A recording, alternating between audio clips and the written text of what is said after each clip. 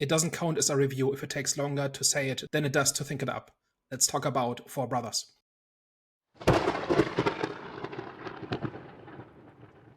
Hello, everyone. Welcome back. We are back. Sorry about that, guys. The Eye of the Storm podcast. So, today we're going to be doing Have You Seen? Daniel, please let the people know what the hell that is. So this is Have You Seen, in which we talk about a movie that some of us know well and others have just seen for the first time. This week we are talking about the 2005 action crime drama film Four Brothers. So Hervé, this is one of yours. So do you want to give a brief synopsis before we get started? Yeah, so Four Brothers follows the story of four brothers who were adopted by a woman named Evelyn in this movie. And these were troubled teens. So she, part of what she did was helped troubled kids in her community to find sort of new foster families and help them through the foster system, essentially. But there were these four teens that were extra troubled and couldn't find any foster families. So she took them in, raised them, etc. And the story kind of picks up from where she's in a convenience store and there's a robbery which goes wrong and she ends up being murdered, which brings the four brothers who have kind of gone their separate ways in their adult lives, brings them back together, back in their hometown, back where they grew up. And in that, they start to look into the murder of their mother and they uncover a whole mystery as to why she was murdered in the first place. So with that, this is a movie that I've seen quite a few times over the years. Mostly something whenever I catch it on a rerun on TV.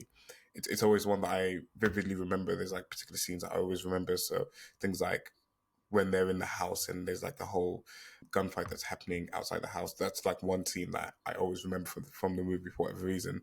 But I've always had fond memories of it. I've always enjoyed it anytime I've watched it. But it was interesting kind of watching it years later through a different lens, through a little bit more of a critical brain, just kind of like picking out some of the flaws in the story and some of the weaker parts of the movie. But overall, I feel like it's still a very enjoyable, very action-packed movie, and one that you can kind of just like pop in and have a good time with it. But I think, you both of you have seen it for the first time. Is that correct? No, I've seen it. Okay, so Daniel, this is your first time seeing it. So do you want to let the people know what you thought of the movie? Yeah, so I saw this for the first time just a couple of days ago. So one of the things that's kind of a pet peeve of mine in movies is when bad people just do bad things for their own sake, right? Where like when the villain kicks a puppy just because it's mean, but not because it has anything to do with the character or why they're doing what they're doing, things like that.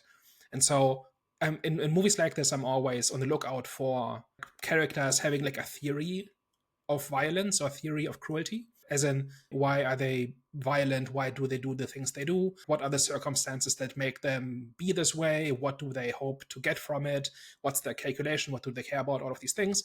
And this is just 2 hours of that, right? Like the entire movie is about kind of the purpose of violence, right? And but in a not it's not purely out of greed, it's not purely because people are bad, it's because they want to build something for themselves and for the people they care about.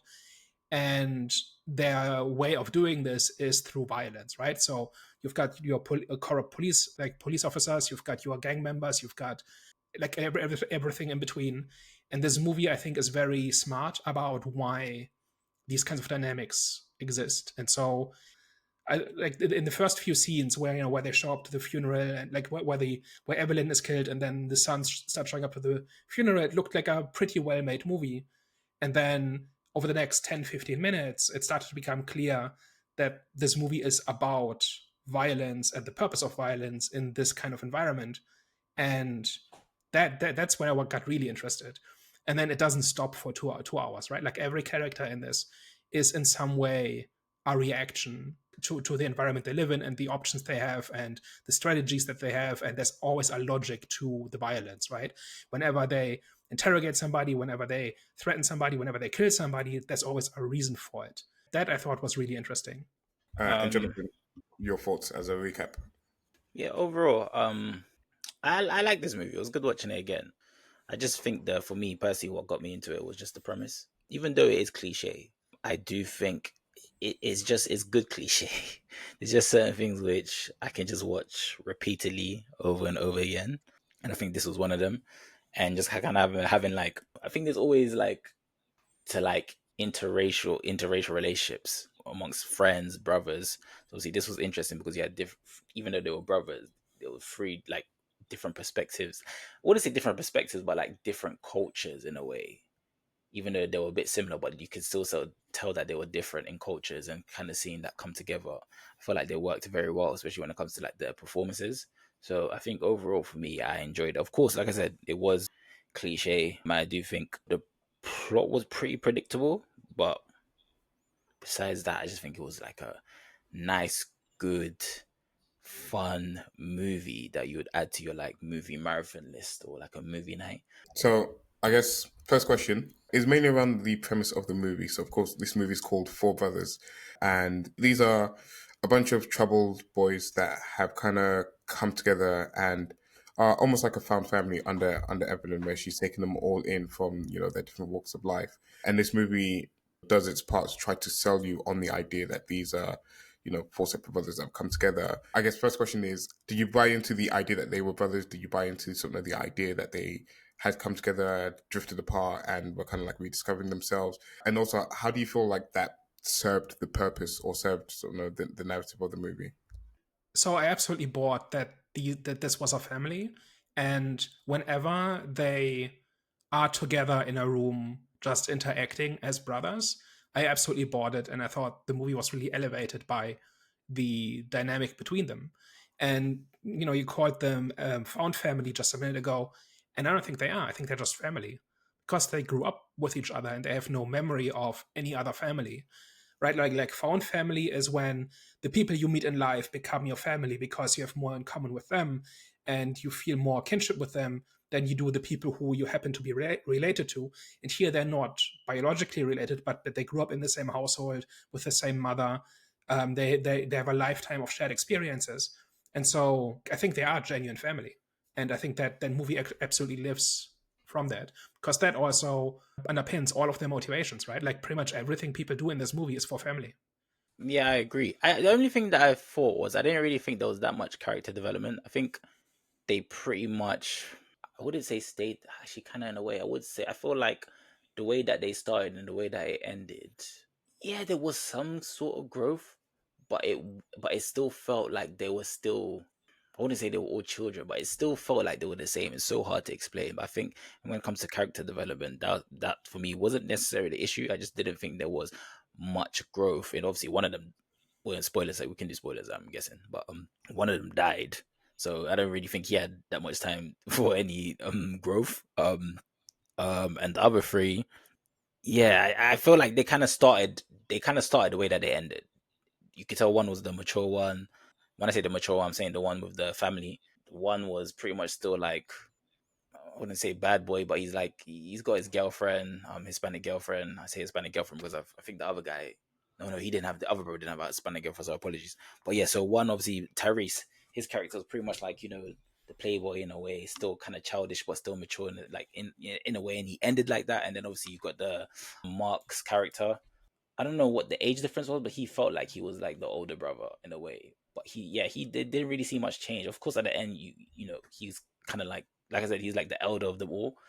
But besides that, they didn't really seem that much change. Sorry, I'm waffling a bit, but I'm just trying to kind of like see if there was like, I'm trying to see in any point of the movie where the growth was, and I don't think there was much personally. So, but yeah, I that's think the only issue. But yeah, so carry on.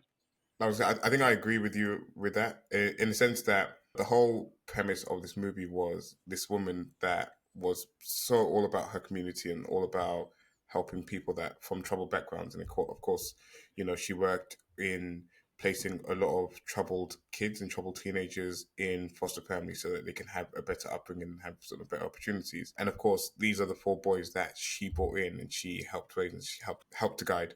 But it didn't feel like much of her goodness or much of her teachings were really present in them. It just kind of felt like they were just like they grew up troubled and they kind of maintained trouble, and they were getting caught up in all types of violence and all types of problems, of course in her name, but it's everything that she probably didn't want, and it was everything that she was completely against. So it didn't feel like there was that level of growth. I think is what you're probably trying to get at in terms of realizing what she stood for and realizing what she meant and trying to exact or like try to sort of grow from that essentially, or sort of realize that by the end of the movie. The movie's not focused all around a character arc, right? Like there isn't like a big journey that any of the characters go on. I think this is more about this is a family defending itself, right? So the movie starts and ends kind of the family coming together to help each other out, right? And in the beginning, it's the funeral, and in the end, they're rebuilding the house, right? And in between, you have all this carnage where they kind of together go after the people who are threatening them and who threatened their mother, right? And in between, I think there are moments of growth, right? So when Jerry has this whole thing about kind of double crossing this gangster, who is it? Is it Victor, right? Victor Green, Yeah. I think. So like that is something like when he kind of gets kind of back in touch with his union roots, which again is people banding together for a common cause, right? Like which is similar to a family in a way. Like families, gangs, unions, like these are all people with shared interests coming together to pursue those interests, like in a very high level abstract way, right? And they do this, and they support each other, and they go after anybody who threatens one of their own, right? And like it's kind of different versions of the same thing, right? And then it kind of turns out that Jerry has been kind of what was it? He was paying the mother's life insurance, something like that, and then he gets a big payout, which he then uses to save his business. And his brothers didn't know this about him, and so they learn something about him, and it changes how they see him. So I do think there's stuff going on here. It is not simply they go on a killing spree for 2 hours and it's sandwiched by family.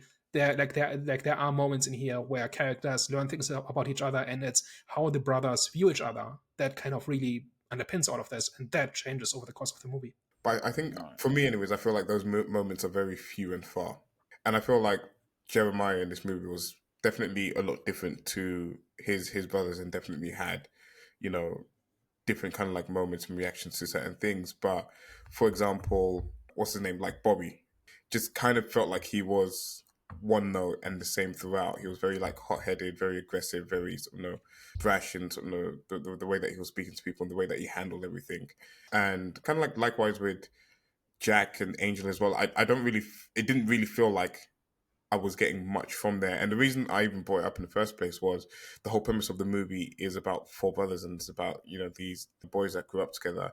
And it just kind of felt like it didn't do enough with the idea that it implemented in the movie. And again, it doesn't always have to, but it's like for me anyways, it's like if you were going to go down that route, and if you're going to go down the idea that you have this woman that's trying to do so much good in the community, and she's brought these boys together to become a family, it just needed to have a little bit more impact on the story. Not to say that it doesn't have impact on the story, but it just needed to feed the character development a little bit more than it did in this movie. Because again, for me, it just felt very few and far some of the moments. So, like for example, like Bobby, when you're first introduced to him, he's clearly kind of like the leader of the group. He's very harsh in the way that he talks, and that just kind of carries throughout the whole movie when he's like interrupts a basketball game, when he's interrogating people, even down to like the final fight. He's just like pretty much the same for me. Yeah, I'm not sure what it should have done, because to me, we're watching a family act together, right? And I'm not sure what else it should have done, right? I think we get 3 scenes where they kind of remember Evelyn's influence on them, right? Like one of them is at the Thanksgiving dinner scene, where each of them kind of remembers something she told them, and how, like, it's small things like get your elbows off the table, or don't chew with your mouth open, like, but it's like stuff like this, right? It's like stuff like examples of her caring, right? And her trying to get them to do things properly, right?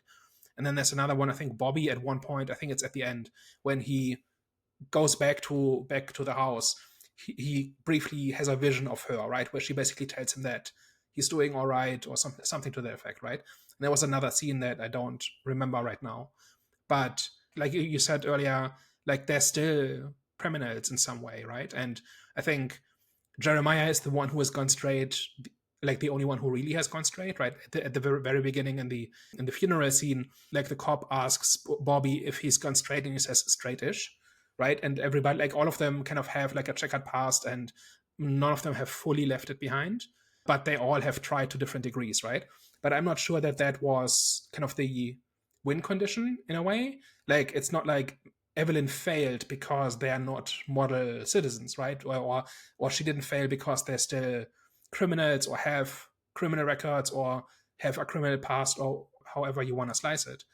I don't know. I think she did what she could to make them decent people, and she at least succeeded on the level of they care about each other. Like they never. I don't think they ever really hurt each other in a way, right? They hurt everybody else because everybody else is a threat to them and an outsider. But she got these four people to care about each other and view each other as brothers. Speaking of hurting, there was one scene which was good, but at the same time, there was no indication. Actually, that's a lie. But I just didn't. I thought they were kind of gonna go more into not detail, but they were gonna kind of go into it more. I'm talking about the scene, the car chase scene, where Bobby and Tyrese's character, and they were with the younger brother, I believe, where they killed the guys that they were chasing.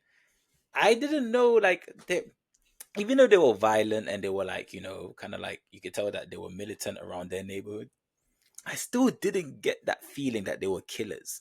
So when that happened, I was like, oh, okay, this felt like a deep moment that they might kind of like go into. Like maybe there's like a little comment that, it speaks, like someone will speak on their past about, their first kill or something, because I just didn't get that vibe that they were killers. How did you guys feel about that film?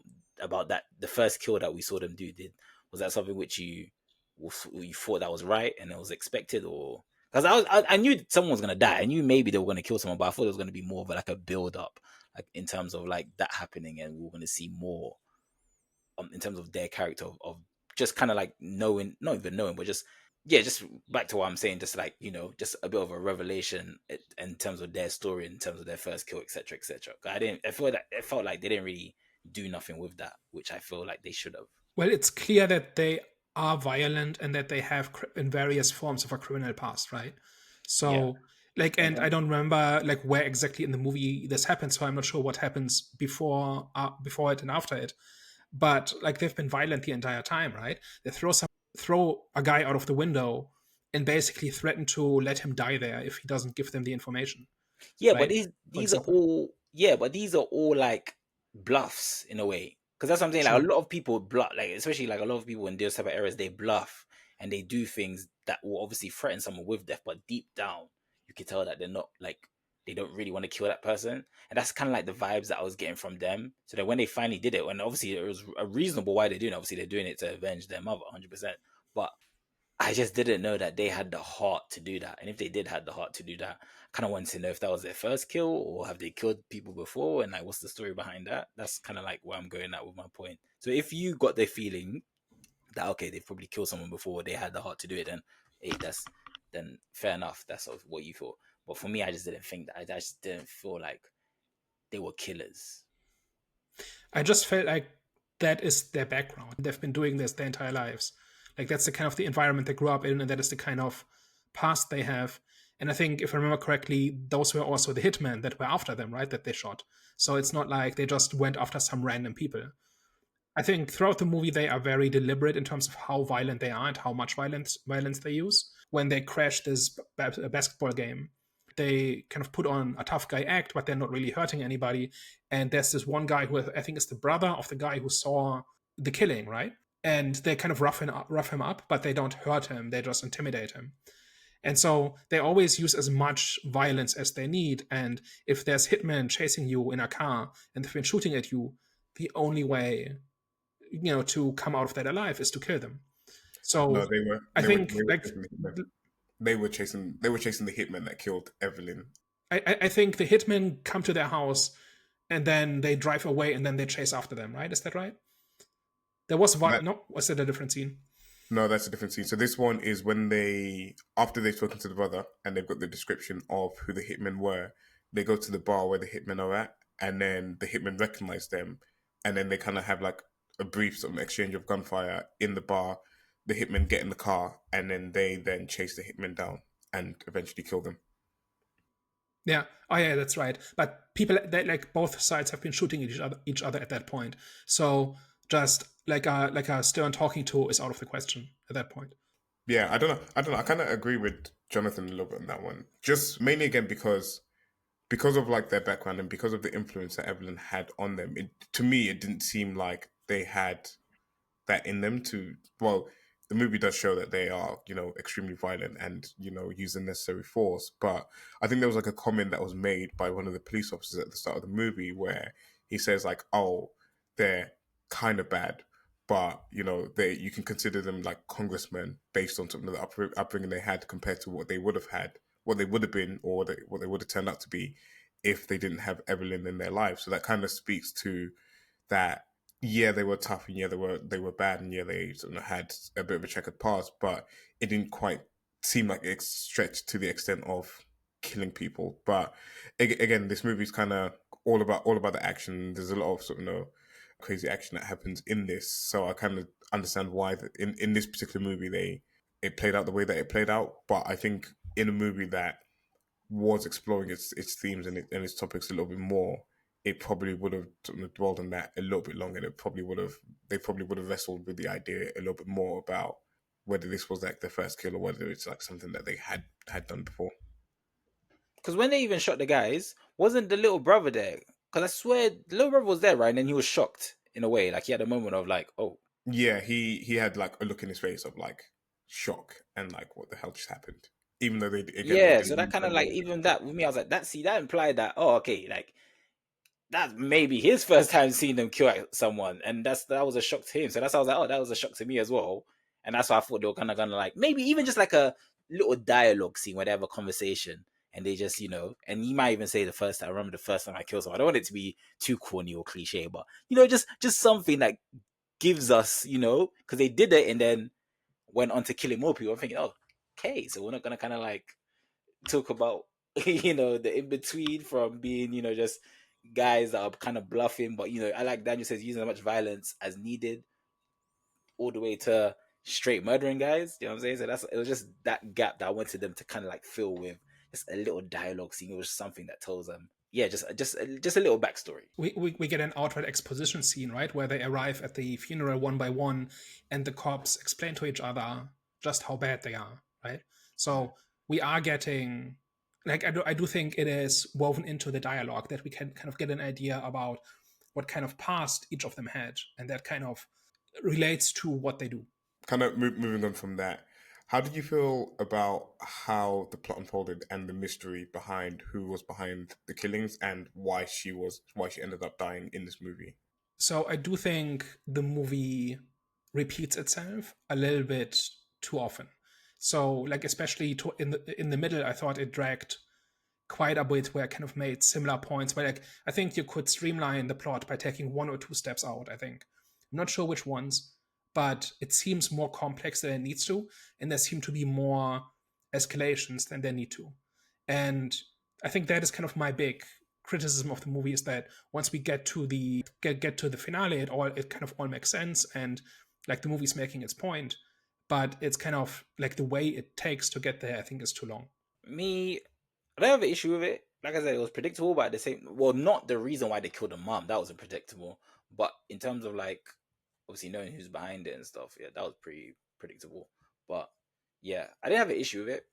Like I said, I'm a fan of these, type of plots and premises. So I don't think I would have had an issue with it if it was like proper do then yeah. But I don't think this was do. I think I was like, oh, okay, that makes sense. Crime boss or whatever, just trying to quiet a witness in a way. So I was like, okay, I'm cool with that. And at the same time, it does add more like an emotional engagement in a way, because like, damn, like the brother was responsible for the mom dying. Yeah, no, I get you. One other thing I wanted to go back to, Daniel, was the point that you made about violence and how it's kind of like an exploration of violence to various degrees in this movie. And I think you kind of briefly touched on it. Do you want to expand on that a little bit more and sort of kind of explain to people sort of this theme that you found within the movie? So, like, it is essentially in almost every scene, right, where people are doing violent things, but they're doing so deliberately, and they're doing it kind of for a purpose. And that purpose is usually to get something, or to prevent somebody else from doing something, right? Which is like a high level way of saying you can always tell why they're doing what they're doing is what I'm trying to say. So one example of this is how targeted people are in their violence, right? Like they will like there's so many scenes where like family members kind of know to get out of the way when violence is about to happen, right? So this happens like in the bowling alley where Bobby confronts one of the, like I remember who it was, right? But like there's this big breach of etiquette that he does it at the bowling alley where there's family around and where his children are around, right? And the guy is furious with Bobby that he would do this, right? So there's very clearly an implied etiquette of there's a certain way you do this, and there's a purpose to it. And Bobby is like the brothers in general, but Bobby specifically are breaking the rules by bringing this into kind of the family sphere, right? And there's another one where the congressman and Victor. So the congressman goes to Victor's house, right? And I remember exactly what he's trying to achieve. But there's this scene where he makes him sit at the kids' table, and then when he's ready to talk to him, the family kind of gets out of the way. Like I think they go to another room. So there's like a bunch of different ways in which like nobody ever targets the family, I don't think, until the big shootout at the house, right? Where they just go after the entire Mercer family, right? With everybody in the house. And then there's another scene where Victor orders the hit on Evelyn, and he specifically says hire shooters from out of town because it's harder to trace. And then his underlings screw up and hire local shooters, and that is what gets the police on his trail. And in order to take revenge, he shows up at this restaurant where his underling kind of disrespects him and kind of doesn't fully acknowledge his mistake. And so he drops the food on the ground and makes him and his wife or girlfriend eat the food off the floor, right? As a power move, right? And it's not simply sadism. It's not simply, being mean. It is about like demonstrating power, and it's about like it's a proportional use of punishment in a way, right? None of that kind of justifies, none of it makes it good, but it's all deliberate and it's all specific to the situation. That's what I'm trying to say.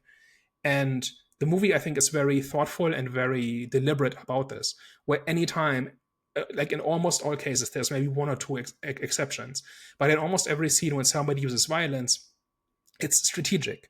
It's to achieve a goal, and it's tailored to the situation. Like nobody is just being cruel for the sake of being cruel or evil for the sake of being evil. It's all very deliberate and strategic. Yeah, no, I can definitely agree with that. Yeah, I don't think I've got any arguments against that, because any example you think of in the movie, again, like you're saying, there's clear objectives and there's clear, what they're trying to get out of the situation, or what they're trying to protect as well in that situation, no matter which side of violence you're on. So I think that was like a good observation that I didn't pick out at all when watching the movie. So I think fun for the people who are listening. And there are many movies that do this, right? Like any good mafia movie will also do this, right? Where it's all about sending messages and making threats and drawing lines and all of that, right? It's not simply let's go destroy something. It's about making other people respect you, right? Like that's ultimately like the main overarching goal, and getting people to do what you want them to do and what you need them to do, right? So I think it's just that many movies get this wrong because they just think, oh, bad people are just bad, and so they'll just be cruel for the sake of cruel. I've got a Rebel Moon comparison, right? Like all the way back a year and a half ago, when we talked about the first Rebel Moon movie, there's a scene in that movie where the evil empire is chillingly polite when it comes to treating like some farmers, right?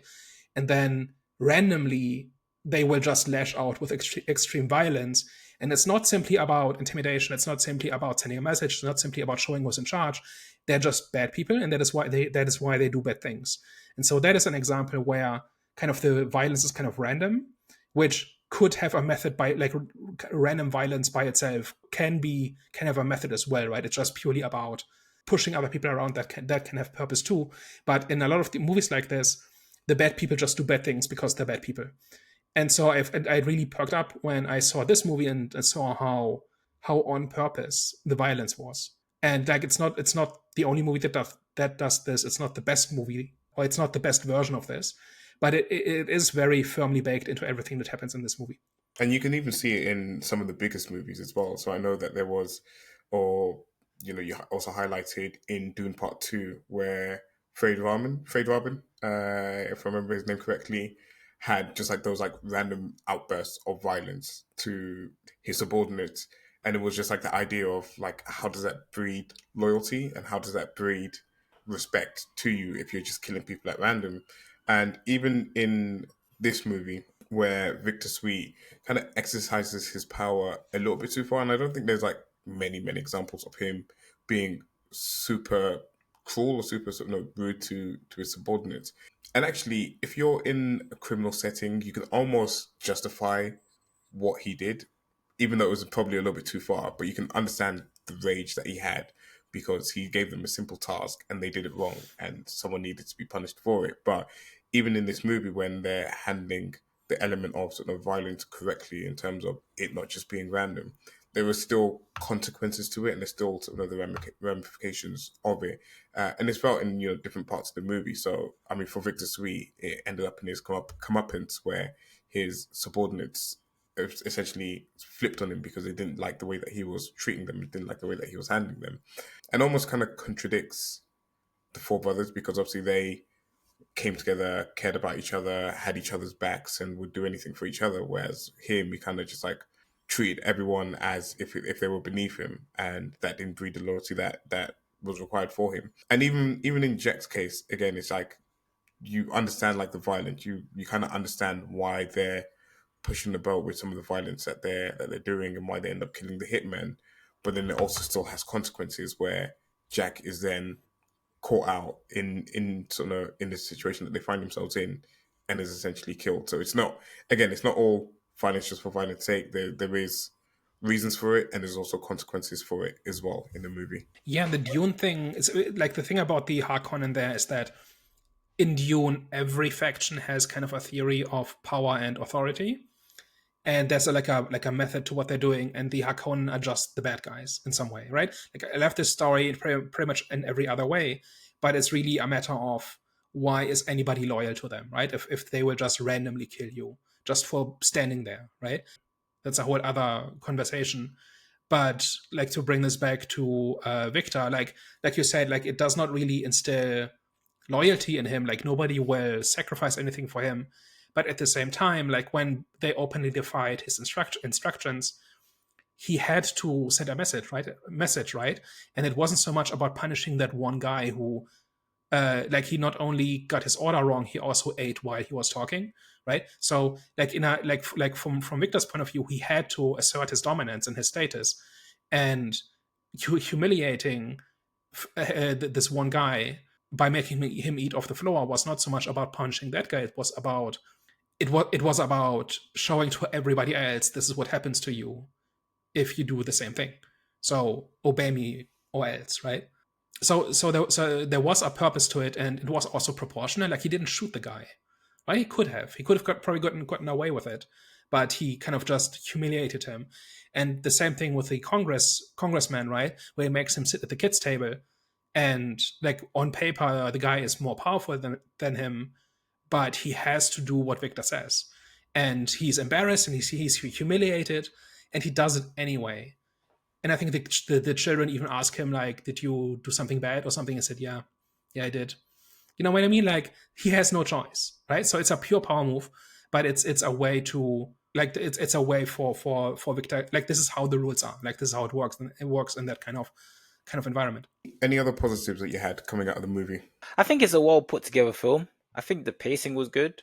It kind of moves quickly. Each moment kind of moves quickly, so it kind of doesn't like dwell on a moment for me and drags that out. I think even though they're like Daniel did, I did agree with there was some moments where it was kind of like repeated, but I think just in terms of just the pacing of the whole film, it was good. And like I said, memorable performances. I think that's kind of like the highlight of the film is how 4 different characters come into unison. So overall, I think it was good. And yeah, like I said, the performances is definitely something which I got out of it, which was kind of like my highlight. So I think it's just a really well-made movie, right? It just looks good. It's well directed. It's well acted. The dialogue is tight, right? like there is not a lot of wasting time. I just think there are too many steps to the plot. But like Jonathan, like you said, each individual step is really good, right? I don't think there's a scene in this where I say, "Oh, this is just terrible." Like this is now you're just spinning wheels for 10 minutes. Like a lot of movies will kind of have a really strong beginning, a really strong ending, and then in between it's kind of a shapeless mess. A lot of in many movies, even good ones, where they don't really have an idea how to get from A to B. They kind of flail around for 45 minutes. And then they go back on track because that's the ending that they had in mind. And here I think each individual scene is quite strong. Like everything from the dialogue to how it's shot to the characterization, all of it is I think is really strong. So that's kind of why I'm struggling to kind of point towards a specific thing that's really good, because it's just good, right? Like the performances are good. I like these characters. I want to go on a journey with them. I watch them kind of figure this out and kind of learn things about each other and about their mother that they didn't know before, and they react to it, and it's kind of that kind of thing. And it kind of lives from the way in which they just play off each other. And that isn't like there's a lot of lines in this that are quotable, but it's not so much about individual moments or individual scenes. It's more like I believe that these four characters are real and that they're brothers and they care about each other and that they're going on this journey together, but they also have friction between them. And I think that is kind of the dynamic that holds it all together. And it's not so much about specific scenes. And then I was just going to ask about, because I know you mentioned that it was flawed at the top of this. I think for me, the biggest thing which I feel like the movie could have done better was just explore the whole theme of, growing up in the system, growing up in foster homes, growing up in a home that isn't yours and being raised by people that aren't, your biological family and around, all of that. And the reason I say that is this is also directed by John Singleton, who did Boys in the Hood. If you remember, we did that a couple of weeks ago. And that one was like really rich in its exploration of growing up in LA in the 1980s and just like what life was like and just like really bringing to light that environment and the people that lived within that environment. And I feel like this one, it's there, but it just didn't hit the sort of heights that I wanted it to, or it didn't really sort of dig deep in the area as much as I wanted it to. But that's kind of like my sort of one flaw with the movie. But did you guys have any other flaws or any other issues with the movie where you felt like maybe they could have done this a little bit better, or maybe they could have done something that would have elevated it from being just good to actually a great movie? So this whole thing about growing up in the foster care system, I think that's not explored because it's not the point, and it's actually the opposite of the point. Like throughout the movie, they make it very clear that they are not simply raised by the same person, and they don't view themselves as foster family, they view themselves as family, right? And there's a whole bunch of different ways in which this is reinforced. Like one scene that I actually kind of liked was when they show up at the funeral. Bobby meets his niece, like 6-year-old niece or something, for the first time. I think it's Jerry's daughter, right? Who he has not met before, I think.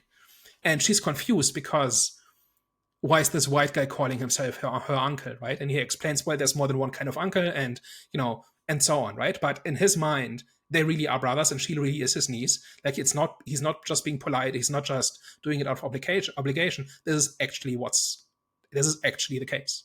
Yeah, and I completely get you on that. Where I don't think this movie was about some of the kind of foster system and that, and I do believe that it was kind of them really believing that they were a family, but it's just the like the idea and the premise of it, of like Evelyn wanting to help all these people and like helping these people through the foster system, and knowing the director and knowing how much of an issue that can be for some of the troubled teens, I just kind of thought it might be looked at a little bit more, especially that these were the worst of the worst that couldn't find anyone, and then she had to take them in herself. But I do agree with you. I don't think that was the movie's aim at all.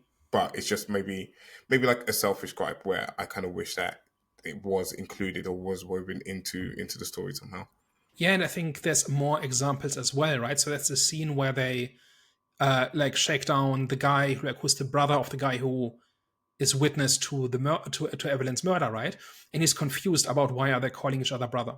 and they kind of make him accept that they are in fact brothers, right? That's another one where the environment doesn't want to accept that they are family, but they keep insisting that they're family, and they keep forcing everybody else to accept that they're family, right?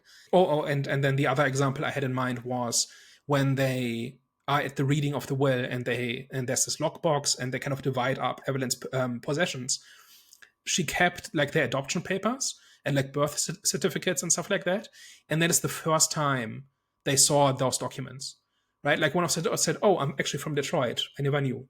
Right? And another guy finds out that his mother like gave him up because she was 16 and couldn't raise him, and he had no idea, right? So their old families and their old lives before they came to Evelyn does not exist for them.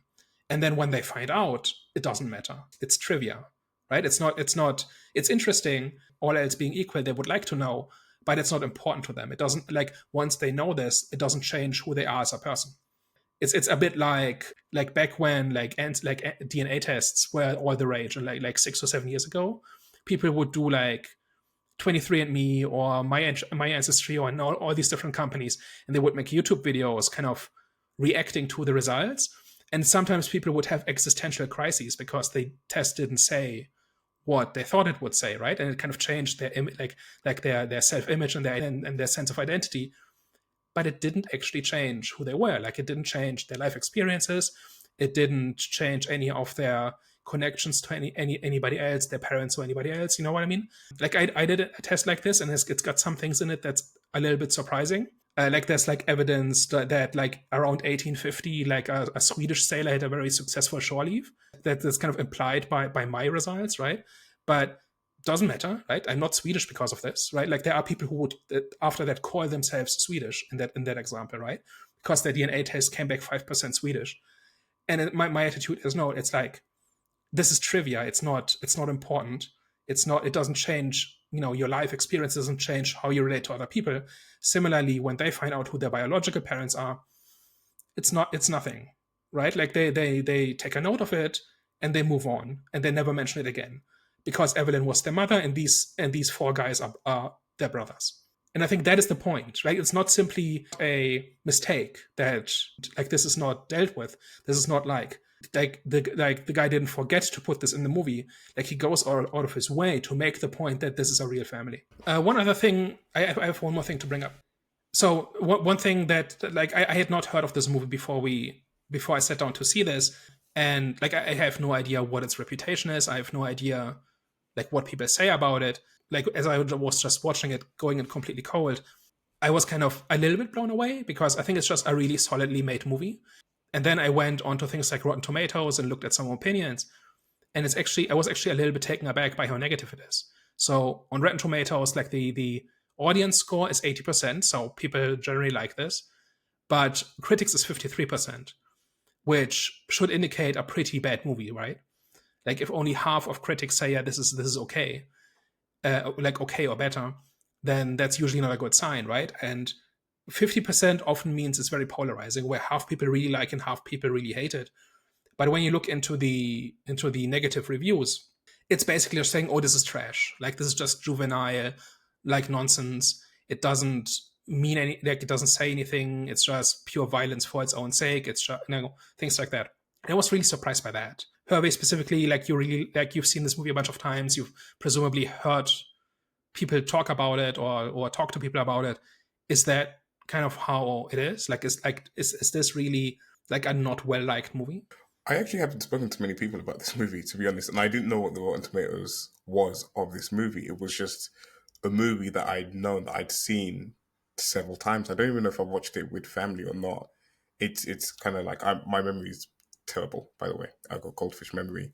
So I don't really recall watching it with anyone. It's just like a movie that I had watched in the past that really stuck with me. And again, it's just like, it's one of those ones where it's like, anytime it's on a rerun, I can't help but like keep it on and watch it, just because I'm enjoying myself with the movie, and it just kind of like harkens back to a time when I was like a little bit younger and watching these movies just in the front room or whatever. So I never really knew the conversation around this movie. So when we kind of first discussed doing this movie and after the Rotten Tomatoes, I was shocked that it was at 53%. I was like, and this is before I had rewatched it recently, so I was a little bit shocked as to why it was at 53%. Having rewatched it, I can understand why some people may not like it, because I think there is a lot of action in this. There's a lot of, like I said, like car chases. There's a whole shootout outside of the house, and I do think it kind of stretches some of the believability of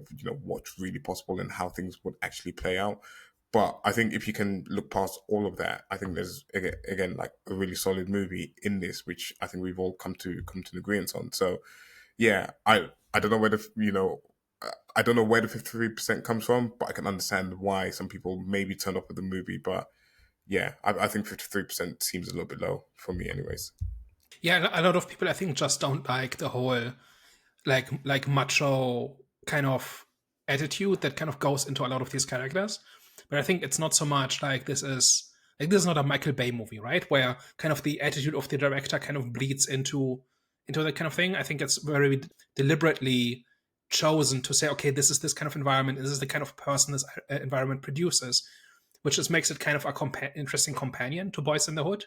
Like, these are not the same movie, and this is not does not have the same ethos or philosophy or message at all, but it's kind of similar a little bit, right? Because it's like people being shaped by their environments. Like, I don't know this guy's other filmography, but this is kind of what it seems to be, right? These are two different versions of the idea of this is what happens when people's lives are governed by their environment and they don't have many options.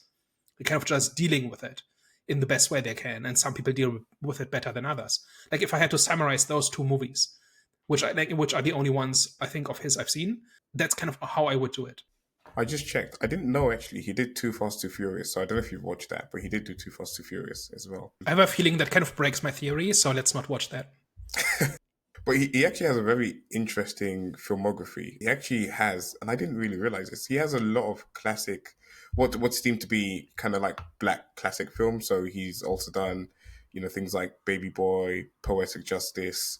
He's done Shaft as well. He actually did the Michael Jackson Remember the Time music video as well, which is, whatever. And he's also got Beverly Hills Cops in there as well. So it's kind of like a mix of things. But like, I mean, there's a couple in there that I actually haven't watched, like Poetic Justice and Baby Boy, which is a bit of a sin in the black community. So I definitely need to check those out. But it's very interesting that he put out so many movies that are deemed as cult classics in the black community. So definitely worth checking out some more of his and just kind of exploring more the way that he handles filmmaking.